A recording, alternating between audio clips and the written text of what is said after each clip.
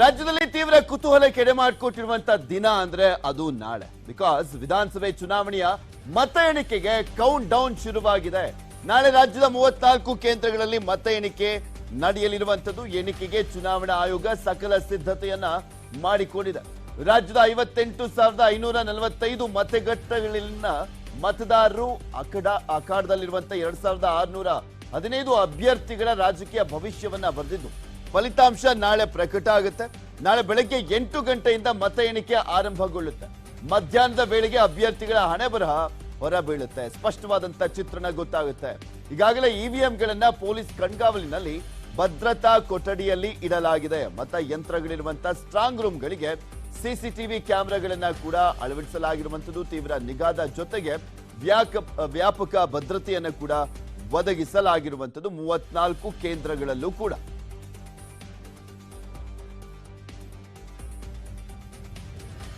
ನಾಳೆ ಮತ ಎಣಿಕೆಗೆ ಕೌಂಟ್ ಡೌನ್ ಶುರುವಾಗಿರುವಂತದ್ದು. ಮತ್ತು ಒಂದ್ ಕಡೆ 3 ಪಕ್ಷಗಳಲ್ಲೂ ಕೂಡ ಸಾಕಷ್ಟು ಲೆಕ್ಕಾಚಾರಗಳು ನಡೀತಾ ಇದೆ. ಎಕ್ಸಿಟ್ ಪೋಲ್ ನ ಒಂದು ಲೆಕ್ಕಾಚಾರ ಆದ್ರೆ, ಇನ್ನು ಒಂದ್ ಕಡೆ ಅವರದ್ದೇ ಪಕ್ಷಗಳಲ್ಲಿ ಯಾವ್ಯಾವ ರೀತಿಯಾಗಿ ಅಭ್ಯರ್ಥಿಗಳು ಕೊಡುವಂತ ಮಾಹಿತಿಯ ಆಧಾರದ ಮೇಲೆ, ಕಾರ್ಯಕರ್ತರು ಕೊಡುವಂತ ಮಾಹಿತಿಯ ಆಧಾರದ ಮೇಲೆ, ಆ ಪಕ್ಷಗಳು ನಡೆಸಿರುವಂತ ಬೂತ್ ನ ಒಂದು ಸರ್ವೆಯ ಆಧಾರದ ಮೇಲೆ ಏನಾಗಬಹುದು ಅನ್ನುವಂಥದ್ರ ಬಗ್ಗೆ ಲೆಕ್ಕಾಚಾರ ಶುರು ಹಚ್ಕೊಂಡಿದ್ದಾರೆ ಕಾಂಗ್ರೆಸ್, ಬಿಜೆಪಿ ಮತ್ತು ಜೆಡಿಎಸ್ ನವರು. ಸಮೀಕ್ಷೆಗಳಿಂದ ಕಾಂಗ್ರೆಸ್ನಲ್ಲಿ ಭಾರಿ ಉತ್ಸಾಹ ಕಂಡು ಬರ್ತಾ ಇರುವಂತದ್ದು. ಸರ್ಕಾರ ರಚನೆಗೆ ರಾಜ್ಯ ಮತ್ತು ಕೇಂದ್ರ ನಾಯಕರು ಕಸರತ್ತನ್ನ ಮಾಡ್ತಾ ಇದ್ದಾರೆ. ಇಂದು ಕೂಡ ಮುಂದುವರಿಯಲಿದೆ ನಾಯಕರ ರಹಸ್ಯ ಸ್ಥಳಗಳಲ್ಲಿ ಸಭೆಯನ್ನ ಮಾಡ್ತಾ ಇದ್ದಾರೆ. ಯಾವುದೇ ರೀತಿಯಾಗಿಯೂ ಕೂಡ ನಾವು ಮಾಡುವಂತ ತಂತ್ರಗಳು ಬೇರೆಯವರಿಗೆ ಗೊತ್ತಾಗಬಾರ್ದು, ಬೇರೆ ಪಕ್ಷದವರಿಗೆ ಗೊತ್ತಾಗಬಾರ್ದು ಅನ್ನುವಂತ ನಿಟ್ಟಿನಲ್ಲಿ ನಡೀತಾ ಇರುವಂತ ರಹಸ್ಯ ಸಭೆಗಳು ಇವು. ಇದ್ರ ಬಗ್ಗೆ ಇನ್ನಷ್ಟು ಮಾಹಿತಿಯನ್ನ ನೀಡ್ತಾರೆ ನಮ್ಮ ಪ್ರತಿನಿಧಿ ಶಿವಪ್ರಸಾದ್. ನಮ್ಮ ಜೊತೆ ನೇರ ಸಂಪರ್ಕದಲ್ಲಿ ಜಾಯಿನ್ ಆಗ್ತಾ ಇದ್ದಾರೆ. ಶಿವಪ್ರಸಾದ್, ಕಾಂಗ್ರೆಸ್ನಲ್ಲಿ ಎಕ್ಸಿಟ್ ಪೋಲ್ ಬಂದ ನಂತರ ಇನ್ನಷ್ಟು ಉತ್ಸಾಹ ಜಾಸ್ತಿ ಆಗಿರುವಂತದ್ದು. ಅವರದ್ದೇ ಒಂದು ಸರ್ವೆಯ ಪ್ರಕಾರನೂ ಕೂಡ ಅವರು ಹೇಳ್ತಾ ಇರುವಂತದ್ದು 120ಕ್ಕೂ ಹೆಚ್ಚು ಸ್ಥಾನ ಬರುತ್ತೆ ಅಂತ. ಒಂದ್ ಕಡೆ ಬಹುಮತದ ಸರ್ಕಾರ, ಅಕಸ್ಮಾತ್ ಅತಂತ್ರದ ಸರ್ಕಾರ ಕೂಡ ಬಂದಂತ ಸಂದರ್ಭದಲ್ಲಿ ಏನೇನ್ ಮಾಡಬಹುದು, ಏನು ಮಾಡಬೇಕು ಅನ್ನುವಂಥದ್ರ ಬಗ್ಗೆ ಯಾವ ರೀತಿಯಾಗಿ ಲೆಕ್ಕಾಚಾರ ನಡೀತಾ ಇದೆ ಕಾಂಗ್ರೆಸ್ನಲ್ಲಿ?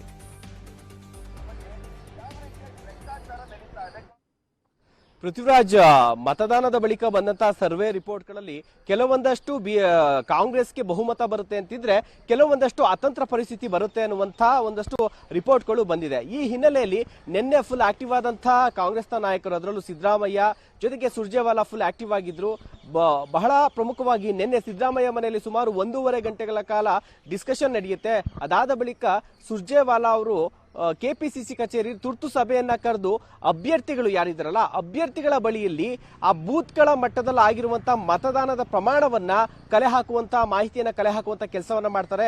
ಯಾಕೆಂದ್ರೆ ಈ ಸಮೀಕ್ಷೆಗಳಿಗಿಂತ ಬೂತ್ಗಳಲ್ಲಿ ಎಷ್ಟು ಪ್ರಮಾಣದ ಮತದಾನ ಆಗಿದೆ ಅನ್ನುವಂಥದ್ದು ಗೊತ್ತಾಯಿತು ಅಂತಂದ್ರೆ, ಹೆಚ್ಚಾಗಿ ಬಂದಿರುವಂತಹ ಮತದಾನ ಹೆಚ್ಚಾಗಿದೆ, ಹೆಚ್ಚಿನ ಸಂಖ್ಯೆಯಲ್ಲಿ ಬಂದಿರುವಂತಹ ವೋಟ್ಗಳು ಕಾಂಗ್ರೆಸ್ ಪಕ್ಷಕ್ಕೆ ಬಂದಿದ್ಯಾ ಇಲ್ವಾ ಅನ್ನುವಂತ ಒಂದಷ್ಟು ಲೆಕ್ಕಾಚಾರಗಳನ್ನ ಮಾಡ್ತಾರೆ. ಸುಮಾರು ತಡರಾತ್ರಿವರೆಗೂ ಕೂಡ ಸುರ್ಜೇವಾಲಾ ಅವರು ಪ್ರತಿಯೊಬ್ಬ ಅಭ್ಯರ್ಥಿಗೂ ದೂರವಾಣಿ ಕರೆ ಮಾಡಿ ಅಲ್ಲಿಂದ ಮಾಹಿತಿ ಪಡೆಯುವಂತ ಕೆಲಸವನ್ನ ಮಾಡಿ, ಒಂದು ಲೆಕ್ಕಾಚಾರದ ಪ್ರಕಾರದಲ್ಲಿ ನಮ್ಗೆ ಬಹುಮತ ಇದೆಯಾ ಅಥವಾ ಅತಂತ್ರ ಪರಿಸ್ಥಿತಿ ಏನಾದ್ರು ಕೂಡ ಬಂತು ಅಂತಂದ್ರೆ ನಾವು ಯಾವ ರೀತಿಯಾಗಿ ಸರ್ಕಾರವನ್ನ, ಬಿಜೆಪಿ ಯಾವುದೇ ಕಾರಣಕ್ಕೂ ಸರ್ಕಾರ ರಚನೆ ಮಾಡಬಾರ್ದು, ನಾವೇ ಸರ್ಕಾರ ರಚನೆ ಮಾಡೋದಕ್ಕೆ ಎಷ್ಟು ಒಂದು ಸೀಟ್ಗಳ ಅವಶ್ಯಕತೆ ಇದೆ, ಎಷ್ಟು ಅಭ್ಯರ್ಥಿಗಳ ಒಂದು ಅವಶ್ಯಕತೆ ಇದೆ, ಅದನ್ನ ಸೆಳೆಯುವಂತ ನಿಟ್ಟಿನಲ್ಲೂ ಕೂಡ ರಣತಂತ್ರವನ್ನ ರೂಪಿಸ್ತಾರೆ. ಹಾಗೆ ಯಾರು ಗೆಲ್ಲುವಂತ ಅಭ್ಯರ್ಥಿಗಳಿರ್ತಾರೆ, ಸೊ ಅವ್ರಿಗೆ ಒಂದು ಆತ್ಮವಿಶ್ವಾಸ ತುಂಬುವಂತ ಕೂಡ ಕೆಲಸವನ್ನ ಕೂಡ ಮಾಡ್ತಾರೆ. ಇದಾದ ಬಳಿಕ ಸಿದ್ದರಾಮಯ್ಯ ಅವರು ಒಬ್ಬಂಟಿಯಾಗಿ ಮನೆಯಲ್ಲೇ ಉಳಿತಾರೆ. ಮನೆಯಲ್ಲೇ ಇದ್ರೂ ಕೂಡ ಅವರು ಝೂಮ್ ಮೀಟಿಂಗ್ ಅನ್ನ ತೆಗೆದುಕೊಳ್ತಾರೆ. ಪ್ರತಿಯೊಬ್ಬ ಅಭ್ಯರ್ಥಿಯ ಜೊತೆಯಲ್ಲೂ ಕೂಡ ಮಾತನಾಡ್ತಾ ಒಂದಷ್ಟು ಬೆಂಬಲವನ್ನ ಕೋರುವಂತ ಕೆಲಸವನ್ನ ಕೂಡ ಮಾಡ್ತಾರೆ. ಸೊ ಇನ್ ಕೇಸ್ ಏನಾದ್ರು ಅತಂತ್ರ ಪರಿಸ್ಥಿತಿ ನಿರ್ಮಾಣ ಆಗಿ ಜೆಡಿಎಸ್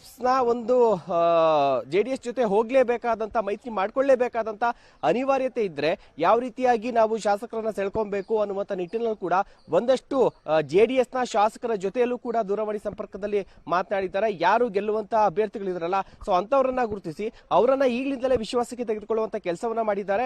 ಅದರ ಜೊತೆಯಲ್ಲಿ ಪಕ್ಷೇತರರು ಸುಮಾರು 3-5 ಸ್ಥಾನಗಳು ಈ ಬಾರಿ ಪಕ್ಷೇತರರು ಬರ್ಬೋದು ಅನ್ನುವಂತ ನಿರೀಕ್ಷೆ ಇದೆ. ಹೀಗಾಗಿ ಯಾರೆಲ್ಲ ಪಕ್ಷೇತರ ನಿಂತಿದ್ದಾರೆ, ಯಾರೆಲ್ಲ ಗೆಲ್ಲುವಂತ ಕ್ಯಾಂಡಿಡೇಟ್ಗಳು ಇದಾರಲ್ಲ, ಅವರ ಜೊತೆಯಲ್ಲೂ ಕೂಡ ಖುದ್ದು ಸುರ್ಜೇವಾಲಾ ಹಾಗೂ ಸಿದ್ದರಾಮಯ್ಯ ಅವರು ದೂರವಾಣಿ ಸಂಪರ್ಕದಲ್ಲಿದ್ದಾರೆ. ನಿನ್ನೆ ಜ್ವರ ಕಾಣಿಸಿಕೊಂಡಂತಹ ಹಿನ್ನೆಲೆಯಲ್ಲಿ ಡಿ.ಕೆ. ಶಿವಕುಮಾರ್ ಅವರು ಸಂಪೂರ್ಣವಾಗಿ ರೆಸ್ಟ್ ಮಾಡಿದ್ದಾರೆ.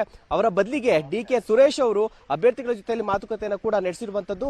ಇವತ್ತು ಕೂಡ ರಾಜ್ಯದಲ್ಲೇ ಬೀಡು ಬಿಟ್ಟಿರುವಂತಹ ಹೈಕಮಾಂಡ್ ನಾಯಕರು, ರಾಜ್ಯ ನಾಯಕರು ಒಂದಷ್ಟು ಸಮಾಲೋಚನೆಗಳನ್ನು ನಡೆಸಿ ನಾಳೆ ಮತದಾನಕ್ಕೂ ಮುನ್ನವೇ ಯಾವ ರೀತಿ ಸರ್ಕಾರ ರಚನೆಗೆ ಸಿದ್ಧತೆಗಳನ್ನ ಮಾಡ್ಕೊಬೇಕು, ಏನೆಲ್ಲ ರಣತಂತ್ರಗಳನ್ನ ರೂಪಿಸಬೇಕು, ಅವೆಲ್ಲವನ್ನ ಕೂಡ ಮಾಸ್ಟರ್ ಪ್ಲಾನ್ ಅನ್ನ ಇವತ್ತೇ ರೆಡಿ ಮಾಡ್ತಾ ಇರುವಂತದ್ದು. ಥ್ಯಾಂಕ್ ಯು ಶಿವಪ್ರಸಾದ್ ನಿಮ್ಮೆಲ್ಲ ಮಾಹಿತಿಗಾಗಿ.